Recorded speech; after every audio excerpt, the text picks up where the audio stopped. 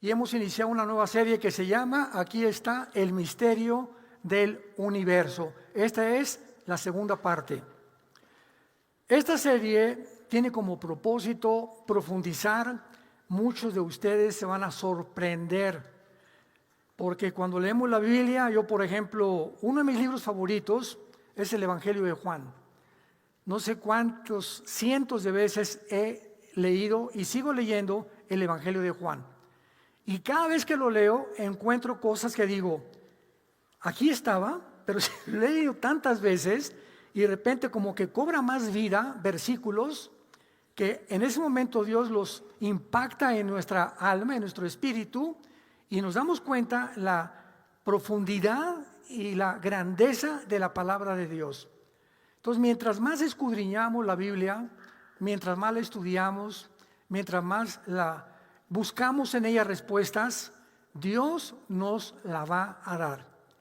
Rápidamente, en la primera parte, cubrí todo el aspecto de que no hay un solo libro en el mundo y en los billones de volúmenes de literatura que existen, llámese de filósofos, de política, de personas de física, de química, de genética, de la rama de la académica que tú me quieras mencionar. No existe un solo libro en el mundo, ni tampoco existe una sola persona, un solo autor, un solo guía, un solo líder religioso que pueda compararse con la Biblia y con la persona de Jesucristo. En ningún libro vas a encontrar el origen del universo. Y como los científicos, para que pueda ser científico, tiene que ser repetitivo o probado a través de la observación, a través de tubos de ensayo, pues entonces inventan.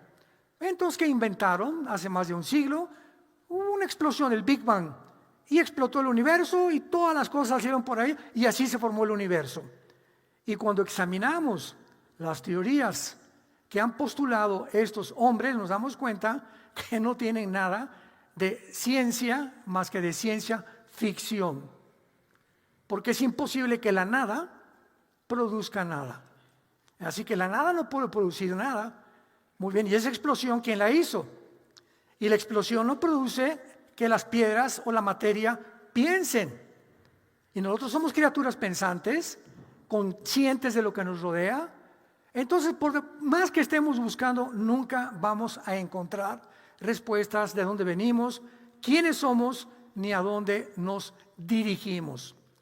Y una de las preguntas más grandes también que hay ahorita, en los últimos años, yo diría en los últimos 10 años, es que se ha llegado otra vez a tratar de organizar sesiones, investigaciones, fundaciones que se han llevado a cabo para determinar a los extraterrestres.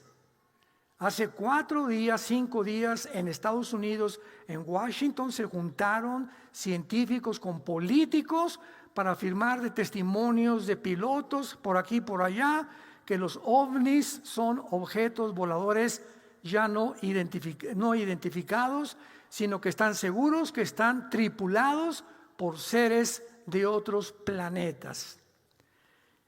¿Qué dice la Biblia acerca de la vida extraterrestre?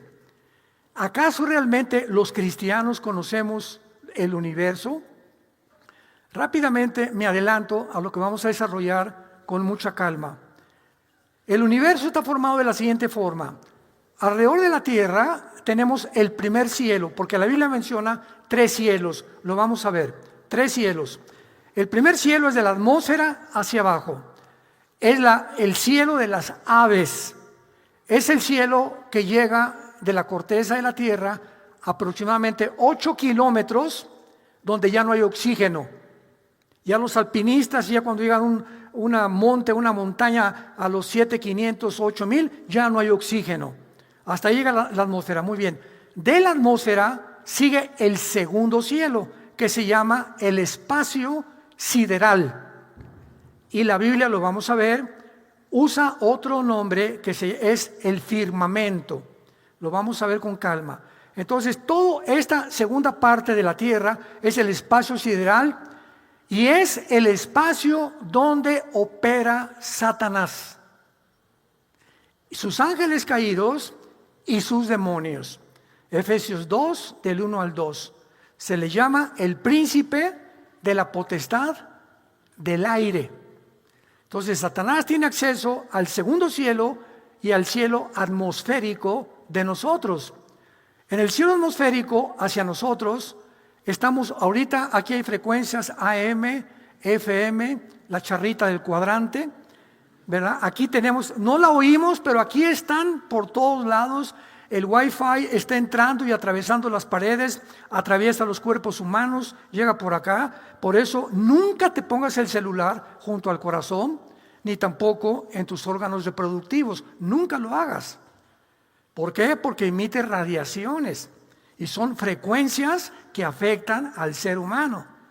Tampoco te pases con el celular hablando más de 30 segundos aquí. Ponle el altavoz y ponlo y escúchalo. No estés ahí con doña Periquita 10 minutos, por el amor de Dios. Sobre todo a las mujeres, que son las que les encanta hablar, ¿verdad? Entonces hay mucha información que ahorita tenemos nosotros que entender y por qué opera como opera.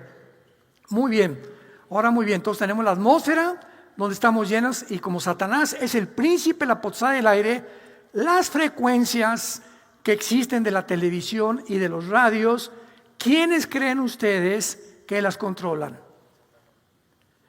Los poderes de la maldad, el príncipe de las tinieblas.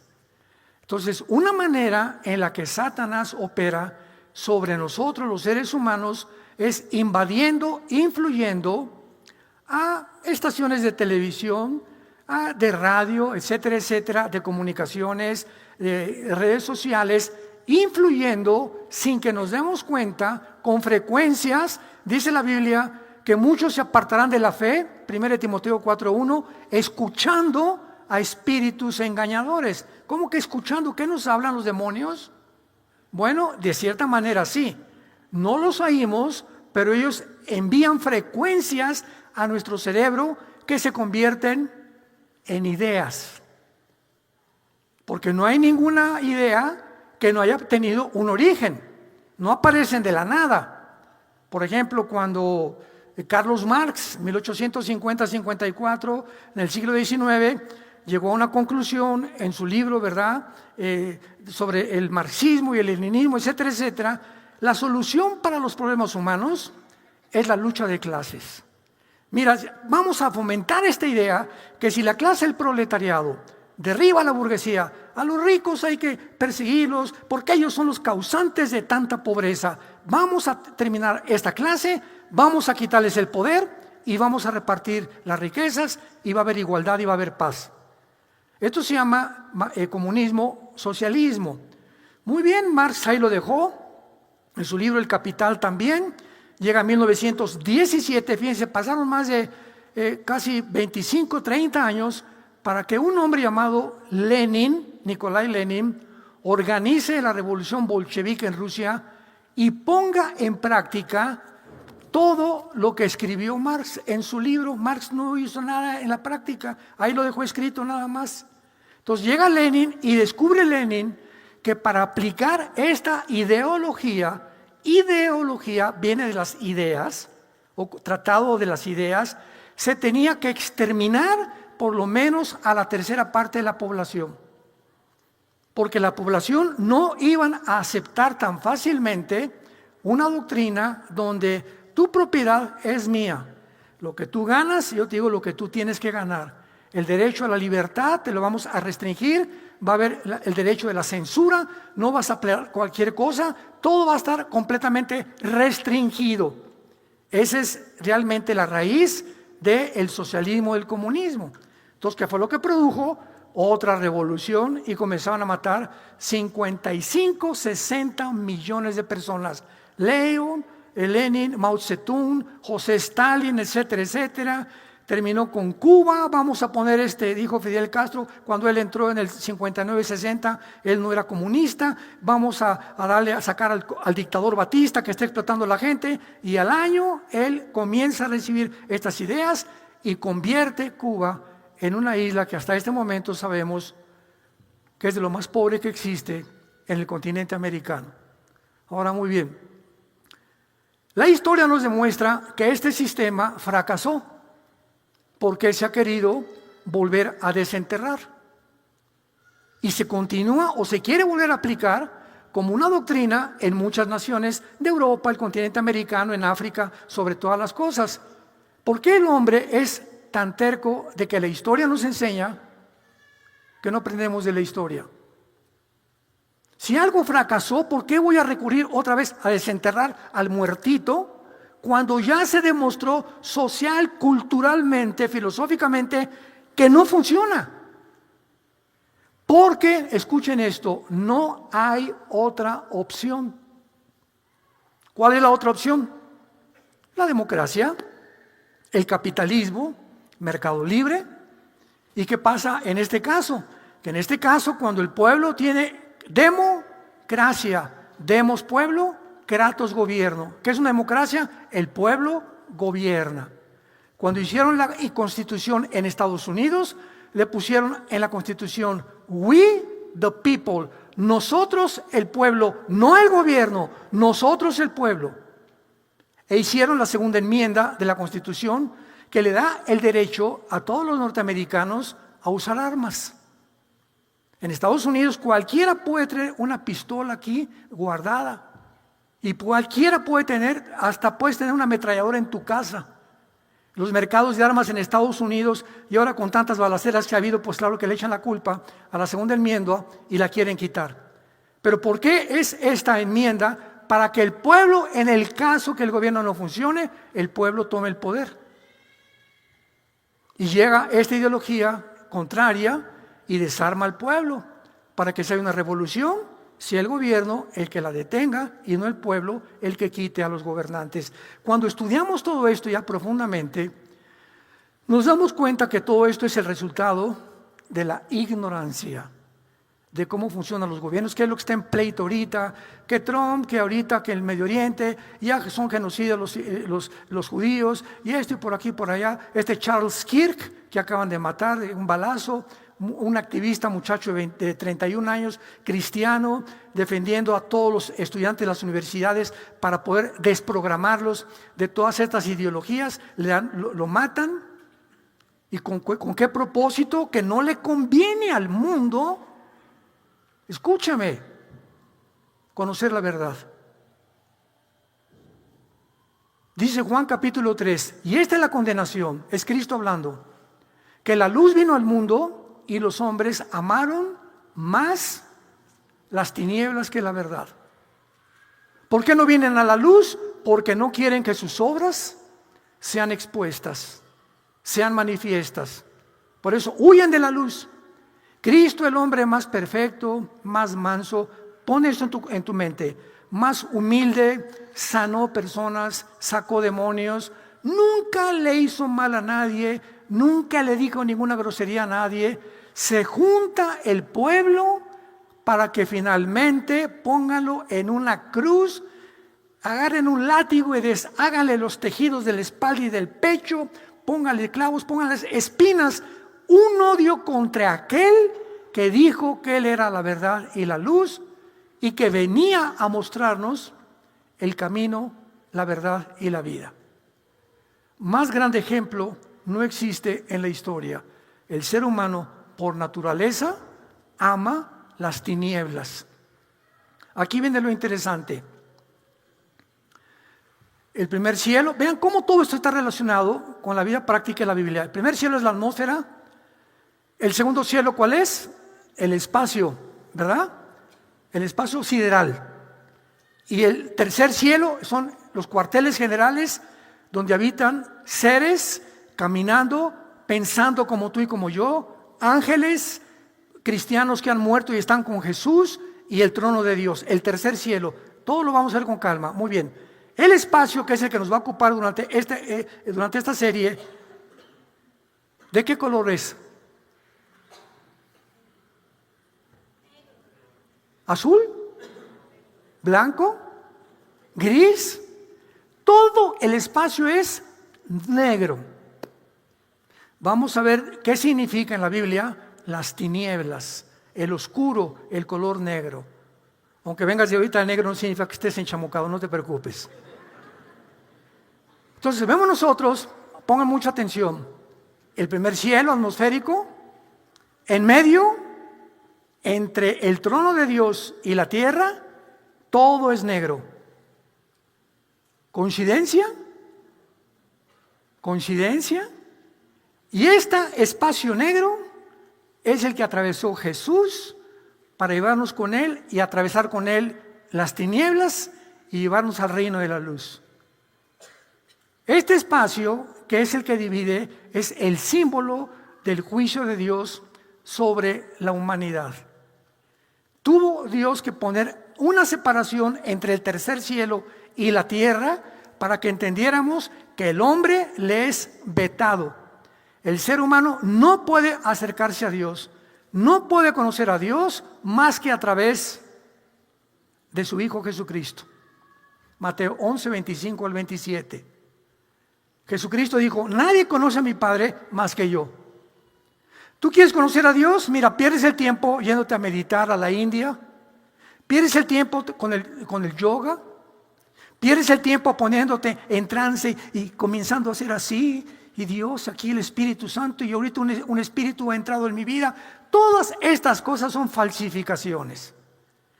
El ser humano que quiera conocer a Dios, quién es Dios, por qué estamos y tener respuestas, dijo Jesucristo, primero tienen que venir a mí, porque yo bajé a revelar a mi Padre.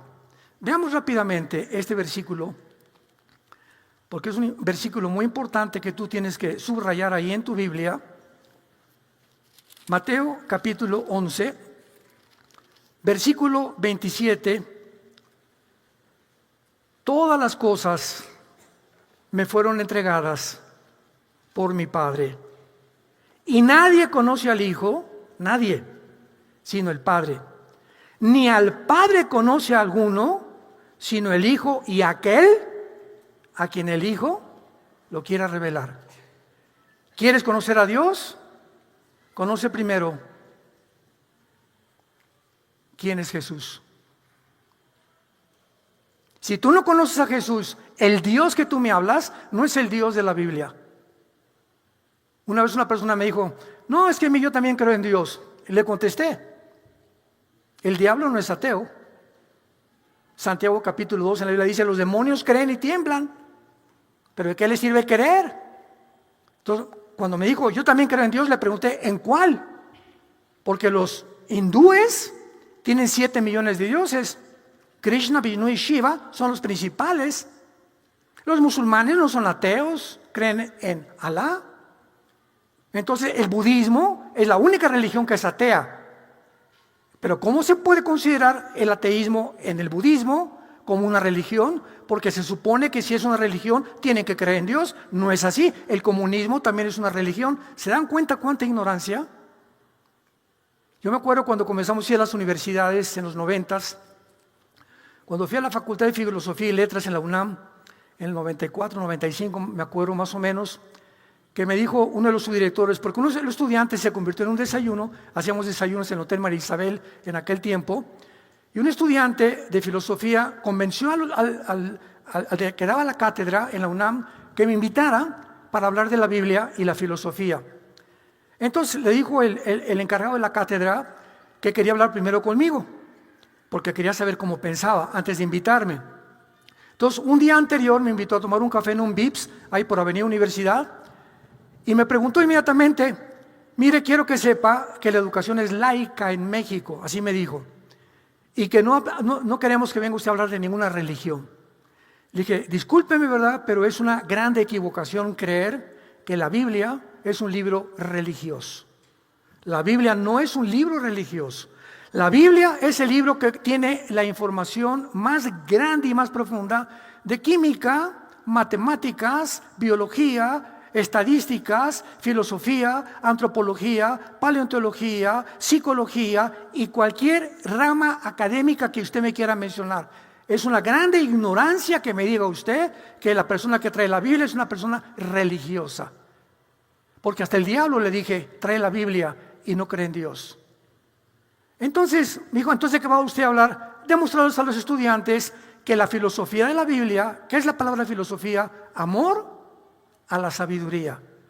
Y en este caso, pues todos los seres humanos somos filósofos, porque significa amar lo que yo pienso. Una persona filósofo, que todos los seres humanos somos filósofos, si tú amas la inmoralidad, la pornografía, ¿por qué la amas? Porque está aquí y te gusta. Y entonces, ¿qué haces? Lo llevas a la acción. Nuestros pensamientos los ponemos en la acción. Las ideas nos llevan a la psicología a la filosofía y la filosofía a actuar y a decir y hablar y actuar conforme a lo que pensamos. Tú haces lo que haces porque primero lo pensaste.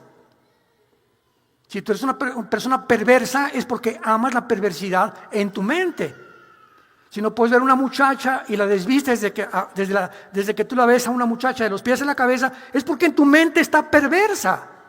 Porque amas esos pensamientos. Entonces actúas conforme a lo que piensas. Entonces tu filosofía, ¿qué es? La inmoralidad. Entonces todos somos filósofos de alguna forma porque todos amamos algo en nuestra mente. Dios baja al mundo, manda a Jesucristo, nos deja la Biblia y me dice: Armando, quiero sacarte todas las programas que tienes en tu mente, que te pusieron tus maestros, tu abuelita, tu madrina, tu compadre, tus amigos. Estás envirulado. Nacimos envirulados, porque la mente es como una computadora. Cuando tú prendes tu computadora y ves un programa, ¿quién lo puso? Pues el software, ¿verdad? Tú lo metiste. La computadora te da lo que tú le metes. ¿Qué es lo que haces? Lo que metiste en tu mente. Entonces, como tenemos una información equivocada, cuando nos convertimos, esto es lo que nos lava el cerebro. Así me dijeron una vez. También en el Politécnico Nacional, di 3 conferencias en el Politécnico, y me dijeron los estudiantes: usted viene a lavarnos el cerebro. Y le dije: porque usted le lavando el cerebro. Y me preguntaron: ¿quién se lo lavó? Y le dije: lo necesitaba, Jesucristo me lo lavó. Bien que lo necesitamos que nos laven el cerebro otra vez, pero ahora sí con una doctrina sana completamente. Entonces es muy lógico, ¿verdad?, que nosotros podamos entender cuando venimos a la Biblia por qué el ser humano se encuentra al borde de una tercera guerra mundial. Vamos a entrar ya a esta serie. Abran sus Biblias, los que la trajeron, los que no la trajeron, siéntense con un cristiano. Venir aquí sin Biblia es el colmo de los colmos. Hablando de amar algo. Génesis capítulo 1. Al contrario de lo que nos enseñaron nuestros maestros, escúchenme, jóvenes universitarios, o si hay maestros aquí, escuchen esto. Al contrario del programa que nos pusieron, y que inclusive se llegó a aceptar como algo, una realidad, porque muchos están convencidos que el universo fue hecho por una explosión, aunque no hay ninguna evidencia científica. Todos están convencidos, la mayoría, que venimos de chita, de una amiba, de una evolución progresiva, y que fue evolucionando todo. Cuando se descubre la genética, se echa por tierra completamente la teoría de la evolución. 1954, el doctor Watson y el doctor Crick les dan el premio Nobel de Medicina por descubrir el ADN, el ácido desoxirribonucleico, que demuestra que es imposible la mutación entre una especie contra otra especie. Pero se sigue enseñando en las universidades. ¿Por qué? Porque la otra opción es esta. No hay más que esta otra opción. Entonces, para que una persona que ha sido adoctrinada, que venimos del chango, que esto y el otro, que vamos a evolucionar, como dijo Klaus Schwab, el director del Foro Económico Mundial, hace algunos meses, vamos a crear una super raza. Cuando vino la eugenesia de Inglaterra a principios del siglo XX, con el propósito y la cortina de humo, vamos a mejorar al ser humano. ¿Cómo? Vamos a comenzar a esterilizar, a castrar, vasectomías, abortos, para que ya no haya una raza tan defectuosa. A los imbéciles, a los idiotas, a los tarados, a los mancos, a los retrasados mentales, a los que nacieron con problemas, vamos a eliminarlos. Se llama eugenesia. ¿Y qué produjo la eugenesia?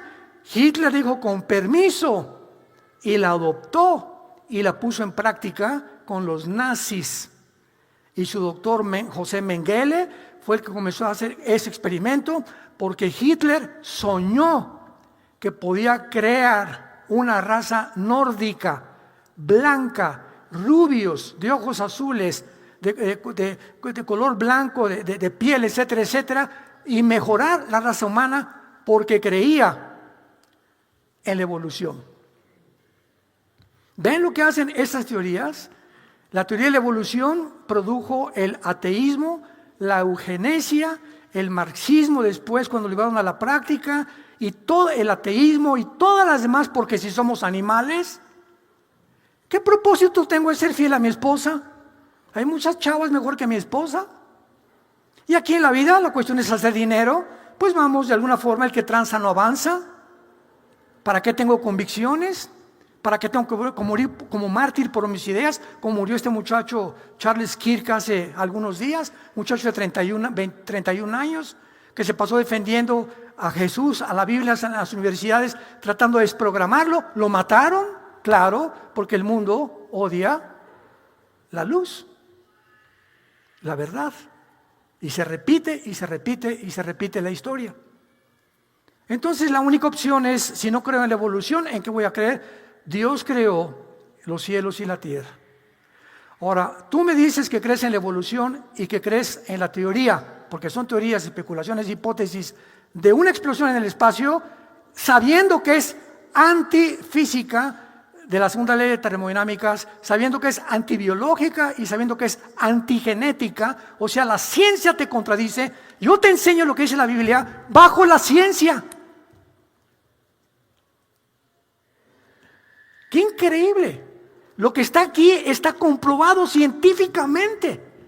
Y es el propósito de lo que vamos a estudiar. Porque ya es hora que despertemos y que creamos a la verdad. Porque es el mundo, las tinieblas van a hacerse más densas. Escúchenme, las tinieblas van a ser cada vez más densas en todos los países del mundo. Estamos en un punto en la historia donde la balanza del poder se va a cambiar. Y van a suceder cosas que nunca nos imaginábamos que iban a cambiar. Veamos ahora lo que dice la Biblia de la creación. Versículo 1. Comenzamos con el versículo 1. Comenzamos con un solo versículo. En el principio, el tiempo. Creó Dios los cielos, la materia y la tierra. Vemos aquí los tiempos de la física, la materia, el tiempo y el espacio. En un solo versículo se encuentran los tres términos que definen la vida: espacio, tiempo y materia. Y aquí lo dice en el primer versículo, número 1. Número 2. En el Antiguo Testamento la Biblia fue escrito en hebreo. Y las palabras hebreas son 22 letras en hebreo. Cada letra tiene un símbolo numérico. Cada letra tiene un símbolo numérico, igual que el griego.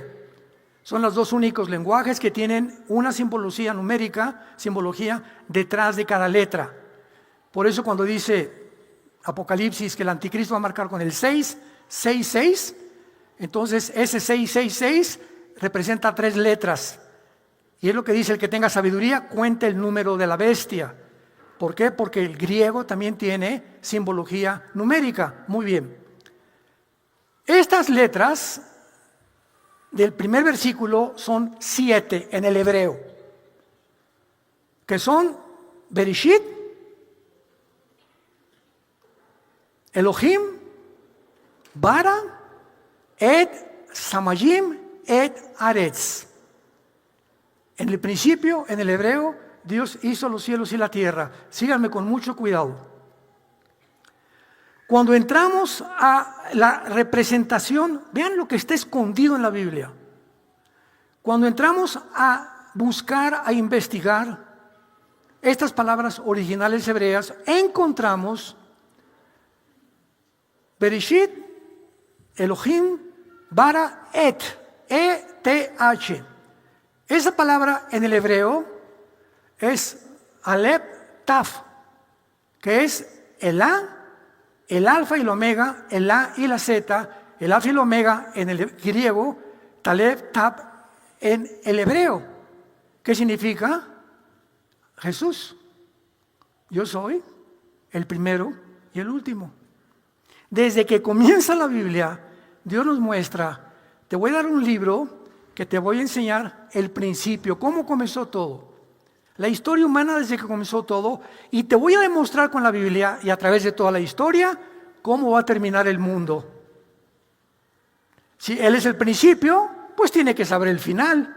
¿Y dónde nos encontramos nosotros? En medio, ¿verdad? Porque nos estamos acercando ya al final. Y si hasta ahorita que estamos nosotros en medio, hemos visto que todo lo que la Biblia dice que iba a suceder, ha sucedido al pie de la letra. Lo que falta por suceder, y lo encontramos aquí, tiene que suceder al pie de la letra también. Un ejemplo, nada más en la crucifixión de Cristo se cumplieron 33 profecías. Nada más en la crucifixión de Cristo se cumplieron 33 profecías. Bueno, entonces vemos en el versículo 2 algo que completamente se puede llamar dislocado, como que se sale de contexto. Después, en el principio Dios creó los cielos y la tierra. Ahora, antes de brincar al versículo 2, la palabra principio significa antes de los ángeles. No está hablando del principio de la tierra, como lo vamos a ver. Esto comienza hasta el versículo 3, cuando Dios dice, haga la luz, y Dios reforma, restaura la tierra. El planeta que estamos viviendo tiene billones de años. Los paleontólogos, los astrónomos, ¿verdad?, han demostrado que la Tierra, a través del espacio argón, el carbono 14, la radioactividad, tiene billones de años. El ser humano vamos a llegar a los 6,000 años. Dios hizo en 7 días el mundo, y cada día es como 1,000 años, dice el Salmo 90 y dice Pedro en su segunda carta. Entonces son 6 días que representan 6,000 años, y el séptimo Dios reposó, que es el milenio al que vamos a entrar, que van a ser nuestras vacaciones, no en Cancún, sino aquí mismo en la tierra, pero con una tierra completamente restaurada. Entonces, en el principio Dios creó los cielos y la tierra, y después de esto creó Dios a los ángeles. Y los ángeles existían antes que nosotros. Cuando la primera pareja humana fue colocada en el huerto del Edén, ya estaba ahí Ahmash en el hebreo, que significa el resplandeciente. No era una serpiente, se tradujo una serpiente, pero es como Jesús dice, yo soy la puerta, yo soy el pan que descendió a la vida. Son metáforas. Era Satanás ahí en el huerto del Edén. Él ya había caído. El mal ya existía en el universo. Entonces nosotros fuimos creados después de los ángeles. Dice Job 38, lo vamos a ver, que cuando Dios hacía la tierra, y dice que la medía, la tierra tiene que tener una distancia exacta hacia el sol para que no se quemen los que están aquí. Les voy a dar una vuelta a la tierra en 24 horas para que tengan primavera a través del sistema de rotación y de traslación, verano y otoño, para que mientras más cerca del sol, pues el verano, que tengan también época para que no se aburran con pura primavera, que la tierra gire en 24 horas sobre su eje de una forma constante.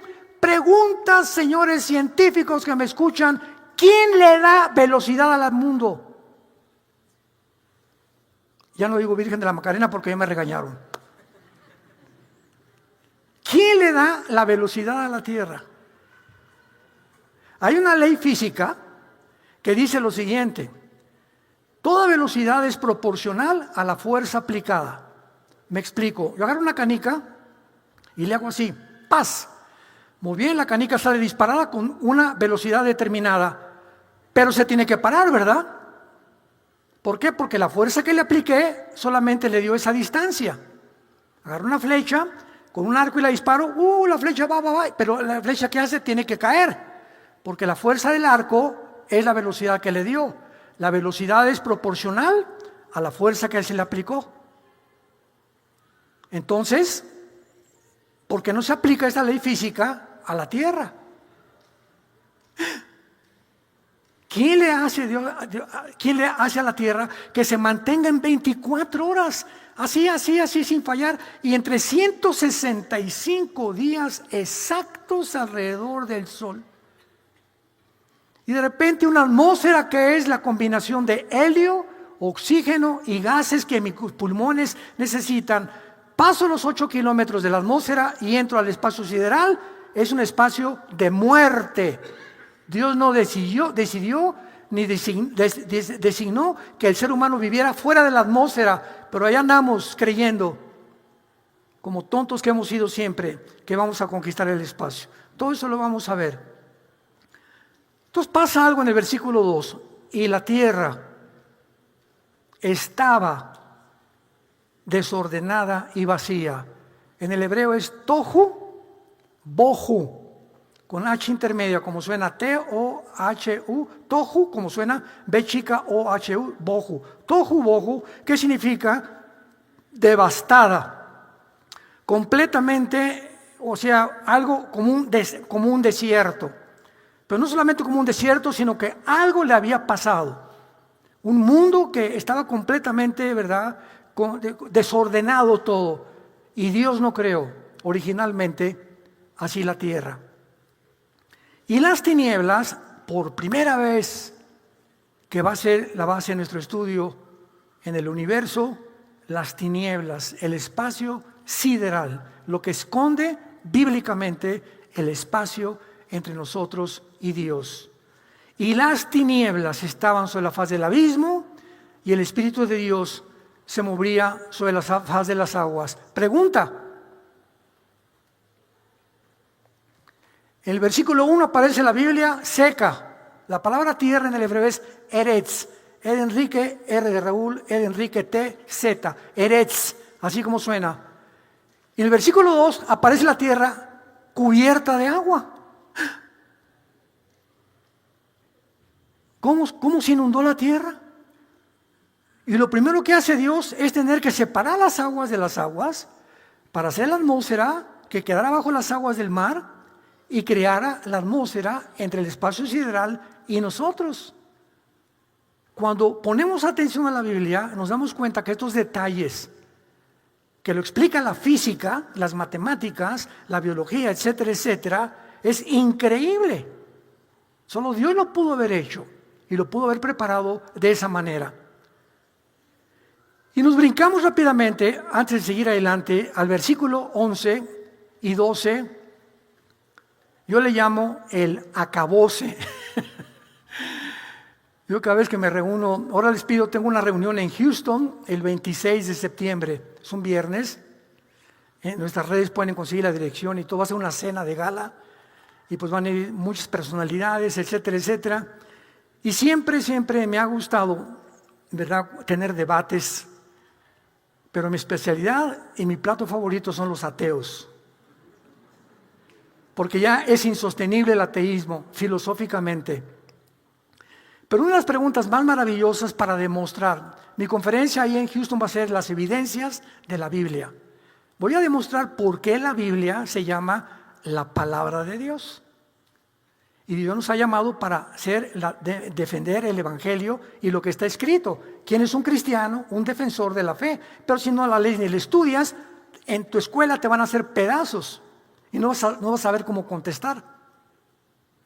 Vean lo que dice en Génesis 1, 11 y 12. Y después dijo Dios: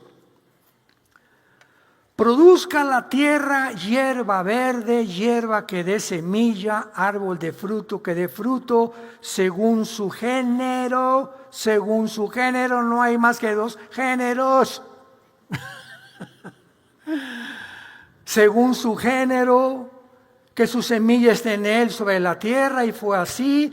Produjo la tierra hierba verde, hierba que da semilla, según su naturaleza, árbol que da fruto, cuya semilla esté en él, según su género. Y vio Dios que era bueno, y fue la tarde y la mañana el día tercero. Les explico. Esto que acaba de leer se llaman las leyes inexorables de la genética, que hasta 1954 Jesús mío.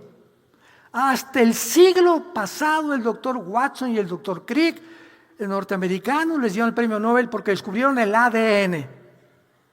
Y descubrieron lo que dice la Biblia hace siglos. ¿Qué es lo que acabamos de leer? Las uvas van a tener en su semilla un ADN que va a producir esa semilla los minerales, los nutrientes que solo la semilla de la uva va a tener. La naranja va a tener en la semilla ahora sí podríamos llamarle un chip o un programa es mejor la palabra, para que pueda producir naranjas, el color amarillo de las naranjas, y para que tenga los minerales que no va a tener la uva. La manzana, la reina de las frutas, va a tener esto, y todo está escondido en su semilla. Tú no puedes sembrar una semilla de manzana que te dé naranjas. ¿Por qué? Porque solo la semilla de la manzana tiene el ADN, tiene el programa para que sea conforme a la semilla que tú sembraste. Los perros van a tener un esperma para que se cruce con una perra y nazcan chivos, borregos. No, que nazcan caninos. Hay Bailler y hay Golden Doodle y hay Doberman, pero son caninos. Los equinos, los caballos, hay caballos de árabes, hay caballos de cuarto de milla, hay caballos de carrera, hay caballos de salto, pero son equinos. Nunca cruzas un caballo con una burra. ¿Por qué?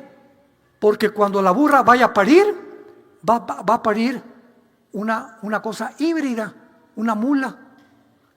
Y la mula se quedó solita, nació híbrida, porque se violaron las leyes de la genética. No se pueden mezclar dos semillas. Un perro, el ADN del perro con el gato, ni la jirafa son jirafas, no se mezcla con el hipopótamo. ¿De dónde sacan que todos venimos? De chita. ¡Qué ridiculez! Eso es ciencia ficción. Las leyes de la genética lo contradicen, pero lo siguen enseñando por el amor de Dios. Jesús, María y José y el burrito que las acompaña.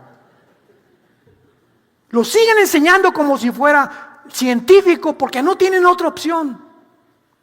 Tienen que lavarles el cerebro a nuestros hijos para que salgan adoctrinados, y pues sí, venimos de evolución y vamos a mejorar la raza y esto y el otro, y es la forma en la que ellos desencadenan completamente y se desvían y se los lleva el mundo, porque nunca conocieron la verdad.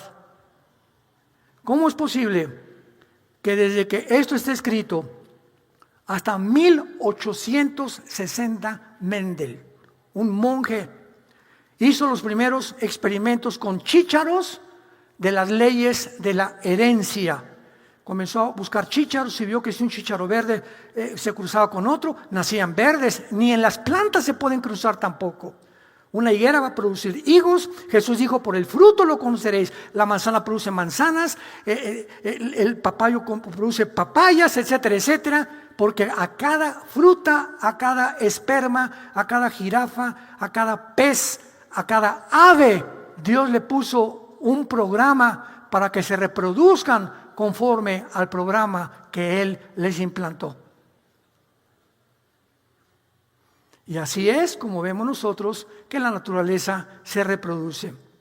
Entonces, después de que vemos esto, vemos rápidamente el capítulo 1, versículo 26 al 27, que Dios dice, después de que hizo todo esto, que nos puede llevar un año estudiando con detalles lo que hizo Dios: hagamos al hombre que salga de chita. Eso dice. Que salga y se reproduzca de una amiba, y que se reproduzcan todos los seres vivos y las aves y los peces, todo, de un solo esperma. Hagamos al hombre a nuestra imagen, conforme a nuestra semejanza, y señoree, o sea, y que gobierne sobre los peces del mar, las aves de los cielos, las bestias en toda la tierra, animal que se arrastra. Y creó Dios a su imagen al hombre, a imagen de Dios lo creó, varón, que es la palabra sacar con Z en el hebreo, sacar con K, y hembra, que es nekeia en el hebreo.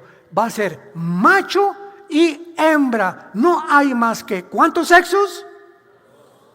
Perro y perra, caballo y yegua, toro y vaca, jirafa y jirafo, hipopótamo y hipopótama. En todas las especies que existe el macho y la hembra. En toda la creación, conejo, coneja. Se llama el sexo, el medio que usa Dios para que nos reproduzcamos, y nos tenemos que reproducir conforme a el ADN que tenemos.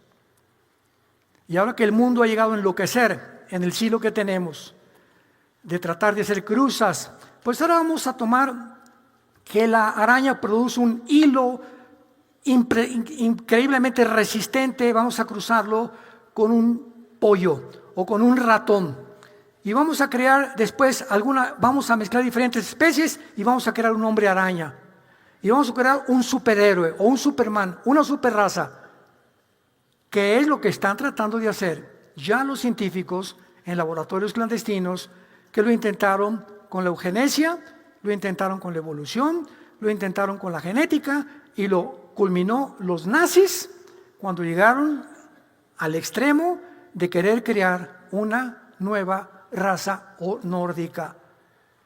¿Cómo te pones a pensar eso? ¿Y cómo puede el ser humano llegar a tanta estupidez? De creer que eliminando a los demás podemos mejorar la raza, claro, porque si creen que venimos de la evolución, es lógico que tenemos a la genética, tenemos ahora la tecnología y la inteligencia artificial. Usemos la tecnología para crear un mejor ser humano. Nosotros, sin Dios, la Torre de Babel vuelve otra vez a reproducirse en nuestros tiempos. Hermanos, esta serie va a ser bastante buena, yo se los recomiendo con todo mi corazón. Créanme que esta semana Yeshua, que es el director de multimedia aquí, le mandé 3 veces, le dije, voy a predicar sobre esto el lunes, y me puse a orar, y el miércoles me cambió Dios, no, tú vas a predicar de esto, y después creí que era Dios, ¿verdad? No oré con mucha fe. Luego hasta este viernes, antier, me dijo Dios, ¿verdad? Tenía los mensajes, vas a predicar de esto. Y es precisamente después de cambiar 3 veces el mensaje, me ha pasado muchas veces, me ha pasado que estando aquí, me cambia Dios el mensaje. Y de repente yo tenía mis hojas aquí y da todo y de repente el Espíritu Santo, lo siento, que comienzo a abrir la Biblia y pues sigo predicando y me doy cuenta que es lo que Dios quería que ustedes escucharan. Pero así es la forma como Dios nos dirige. Y esta serie, créanmelo, Dios me ha impactado profundamente, porque es el tiempo de conocer muchas verdades. Pero si no comenzamos con la Biblia, con la A, la B y la C, ¿cómo quieres explicarte? Ay, ¿por qué Dios esto? ¿Y por qué Dios manda matar? ¿Y por qué los tsunamis? ¿Y por qué el holocausto? Oye, si no entiendes las cosas elementales y terrenales, si no entiendes los quebrados, las sumas y las restas, ¿cómo quieres entender el álgebra o el cálculo diferencial a los 6 años, chamaco con cabeza de aguacate? Allá está el ser humano, los maestros, y los ateos, y por acá, y por allá, y esto y el otro, y esto no existe. Y así está el mundo de loco. Y los únicos que podemos tener nosotros la luz somos tú y yo. La única luz, aquí está, la única luz se encuentra en este libro.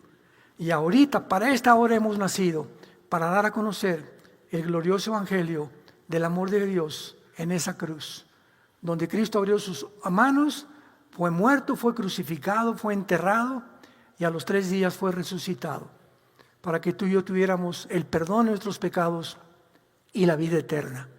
¿No quisieras tú en esta tarde invitar a Jesús a tu corazón? Inclinemos la cabeza. Con tu rostro inclinado, Dios te está hablando a través de la Biblia, que Él muestra su amor por tu vida, que estando tú en la condición en que te encuentras de pecado, así como estás de sucio o de sucia, Dios te quiere perdonar y quiere olvidarse de tu vida pasada para siempre. son las buenas noticias del Evangelio de Jesucristo. Que Dios estaba en Cristo reconciliando consigo al mundo, no tomándonos en cuenta nuestros pecados. El que no conoció pecado, por nosotros se hizo pecado, para que nosotros fuéramos hechos la justicia de Dios en él.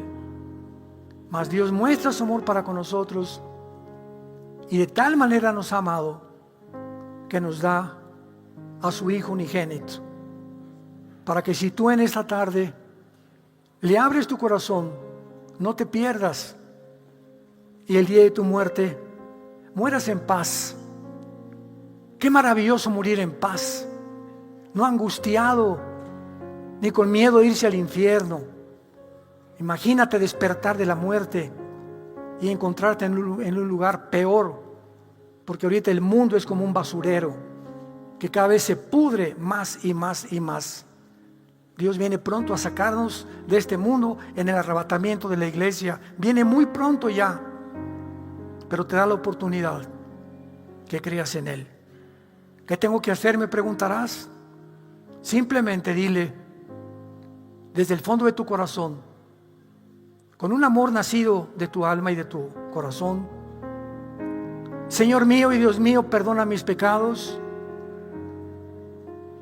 Creo que te he ofendido con mi vida seriamente y que merezco la muerte eterna. Pero he escuchado hoy que tú tienes misericordia de mí. Creo que en esa cruz abriste tus manos, derramaste tu sangre y me has perdonado. Creo que a los 3 días venciste la muerte. Te levantaste de la tumba para darme la esperanza a mí en este momento, que después de mi muerte te volveré a ver y seré saciado de tu gloria, de tu conocimiento, de tu esperanza, de tu sabiduría por toda la eternidad.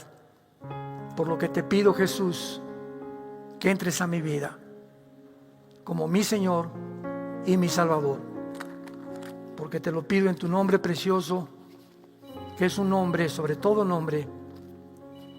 Amén. Gracias a Dios por este libro. Los cielos y la tierra pasarán, filosofías se están derrumbando, todo el mundo ante nuestros ojos se está derribando ahorita, pero aquí está la palabra de Dios, la única verdad inmutable.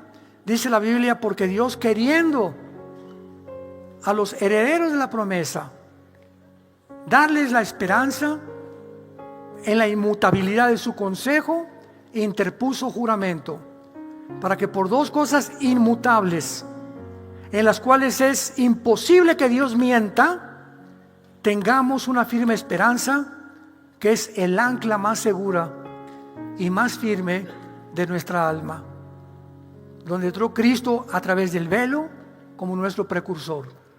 Hebreos capítulo 6. Imposible que Dios mienta, nos dejó una esperanza, es nuestra ancla. Como un barco, tienes a Cristo y en la vida te anclas. Van a venir los vientos, las lluvias, los tsunamis y nada nos va a tumbar, porque nuestra plataforma, nuestro fundamento es la palabra de Dios. Y es el tiempo que tú hagas ya el fundamento de tu vida, de tu matrimonio, de tus hijos, de tu trabajo, la palabra de Dios. Que Dios los bendiga, que tengan mucha paz.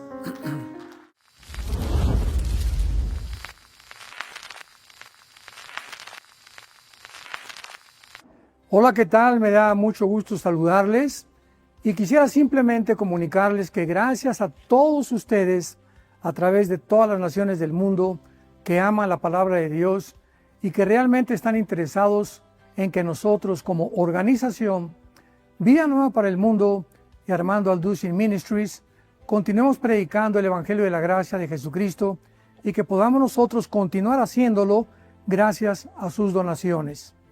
Este año cumplimos 46 años de ministerio, 46 años donde hemos predicado, hemos enseñado, hemos tenido seminarios y de diferentes formas de estudios bíblicos alrededor del mundo y hemos pensado y considerado de una forma fiel el Evangelio de la sana doctrina de Jesucristo. Nosotros, con todas estas donaciones, tenemos que sostener pastores, misioneros, obras, equipos de televisión, y aún continuamos buscando la manera de poder elevar este ministerio. Hasta este momento quiero que ustedes estén enterados que no tenemos una sola propiedad como organización, y así hemos trabajado durante 46 años porque le damos la importancia a la evangelización, a las misiones y también a los hombres de Dios para levantar más pastores.